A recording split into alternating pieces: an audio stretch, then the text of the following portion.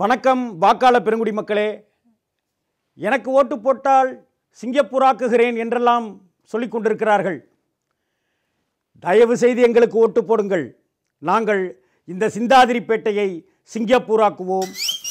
அமெரிக்காவைப் போலவே அமிஞ்சிக்கரையை மாற்றுவோம். தமிழகத்தையே தாய்லாந்தாக கொண்டு வருவோம்.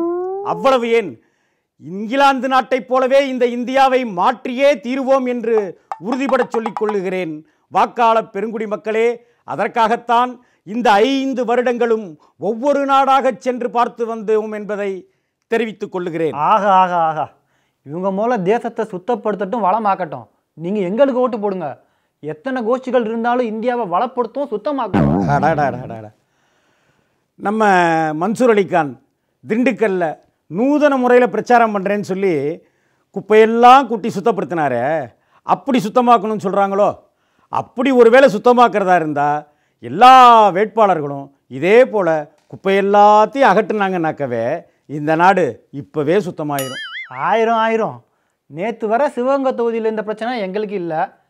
கார்த்திக் சிதம்பரம் குடும்பத்தை கடுமையாக விமர்சித்த சுதர்சன ஆட்சியப்பன் இப்போ கார்த்திக் சிதம்பரத்துக்கே ஆதரவு கொடுத்துட்டாரே. இதுவே மொத்த இந்தியாவுக்கான ஒரு சோறு பதமாக நாங்கள் பார்க்குறோம். நீங்கள் எப்படி வேணால் பாருங்கள், ஆனால் அதிமுக கூட்டணி ஜெயிக்க போகிறது உறுதி. பாஜக தான் காரணமா? பாமக தான் காரணமா? ஒருவேளை தேமுதிகவா இருக்குமோ? அப்புறம் எப்படி உறுதியாக சொல்கிறீங்க? பொறுமையாக இருங்க. நம்ம சரத்குமார் அண்ணாச்சியும் நம்ம தீபாமாவும் அதிமுக கூட்டணிக்கு ஆதரவுன்னு சொல்லிட்டாங்கல்ல, அப்புறம் எப்படி ஜெயிக்கிறத தப்புன்னு சொல்ல முடியும், உறுதி இல்லைன்னு சொல்ல முடியும்? கொஞ்சம் ஓவரா தான் போய்கிட்டு இருக்கோமோ.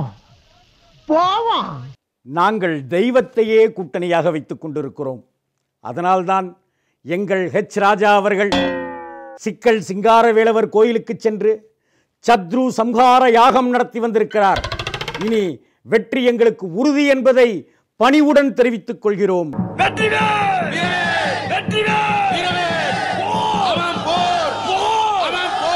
நாங்கள் மட்டும் என்னவா, கனிமொழியோட அம்மா ராஜாதி அம்மாள் சூரனை சமகாரம் பண்ண திருச்செந்தூர் போய் வேண்டிட்டு வந்திருக்காங்க.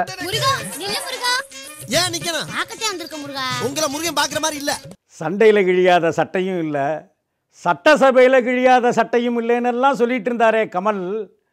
அவங்க கட்சிக்காரங்க செஞ்ச காமெடியை பார்த்தீங்களா? பெரம்பலூர்லையும் தென்காசிலையும் வேட்புமனு தாக்கல் செய்ய போகும்போதே பண்ணின காமெடி தான்ப்பா இப்ப டாபிக்கே. என்னை வச்சு ஒன்னும் காமெடி கிமெடி பண்ணலையே. அந்த காமெடி எல்லாம் விடுங்க.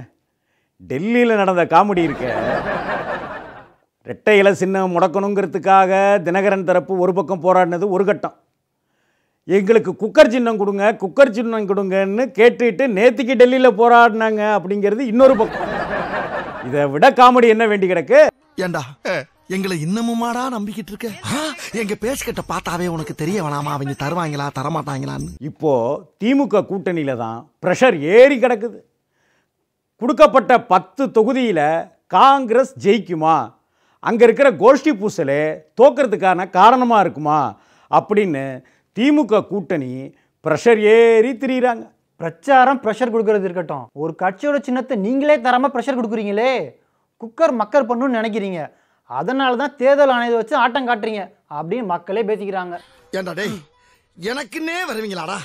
ஏன்ட்ட சரசம் பண்றக்கே ஓட்டாப்பே உங்களை பெற்றுறாங்களா?